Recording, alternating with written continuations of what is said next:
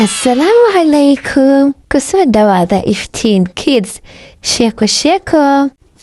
waxaa jirtay nyaanyuu la dhaho Mimi cuntaday aad u jeclayd inay karsato maanta maxay karsanaysaa kalluun ay karsanaysaa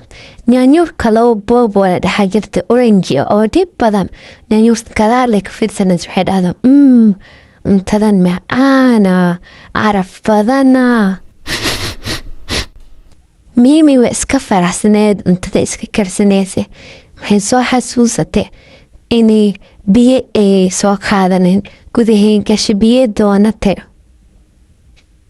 gudaha markay uu gashay Bobo ka faa'iideyso dhahay marata kululaay la soo hararay Mimi oo soo baxay aragtay way ka daw arday Baba cuntadeeda idig way ka daw arday Bobo uu arday uu cararay Mimi way ka daba orday maraq kuleel ahay uu ordu wade suu orday markii dambe uu iska fariistay kuleel ahayd Baba maxaa maraqay waxade Baba yo gaajafnay heys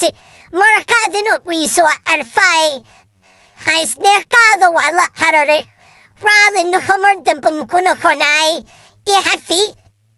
يحفي